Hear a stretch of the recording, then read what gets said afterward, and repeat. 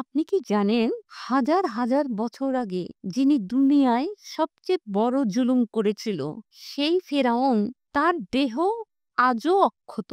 আজকের ভিডিওতে জানবো কিভাবে এই দেহ এত কাল ধরে সংরক্ষিত আছে এবং কোরআনে কি বলা আছে এ বিষয়ে। আউযুবিল্লাহি মিনাশ শাইতানির রাজিম।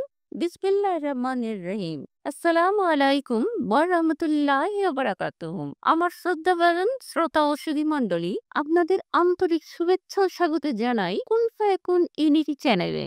আল্লাহর অশেষ রহমতে আশা করি সবাই ভালো আছেন। আমাদের আজকের আয়োজন ফিরআউনের লাশ আজও অক্ষত কেন, ইতিহাস ও কোরআনের আলোকে বিশ্লেষণ এ নিয়েই বিস্তারিত। প্রাচীন মিশরেরা বিশ্বাস করত মৃত্যুর পরেও আত্মা বেঁচে থাকে। শরীর অক্ষত থাকলে সেই আত্মা আবার ফিরে আসতে পারে। তাই তারা দেহকে সংরক্ষণ করত মমি করে। একে বলা হয় মমিফিকেশন।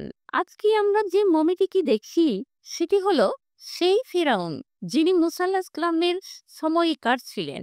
আজও কায়রোতে মিশরের মিউজিয়ামে তার দেহ প্রদর্শিত হয়। চোখ মুখের গঠন এমন ভাবে টিকে আছে যেন সদ্য মারা গেছেন। আশ্চর্যের বিষয় 1400 বছর আগেই কোরআনে বলা হয়েছিল এই দিন আমি তোমার দেহকে রক্ষা করব যেন তুমি তোমার পরবর্তীদের জন্য একটি নিদর্শন হও। সূরা ইউনূস আয়াত 92। অর্থাৎ ফিরআউন আল্লাহর আযাব থেকে বাঁচতে পারেনি, কিন্তু তার দেহ রক্ষা করা হয় যেন ভবিষ্যতের মানুষ শিক্ষা নিতে পারে। এক সময়কার অহংকারী শাসক যিনি বলেছিল আমি তোমাদের প্রভু, আজ তার নিথর দেহ কোটি মানুষ দেখে শিক্ষা নেয়। আল্লাহ যখন কাউকে শিক্ষা দিতে চান তখন তিনি দেহ নয় অন্তর ভাঙেন।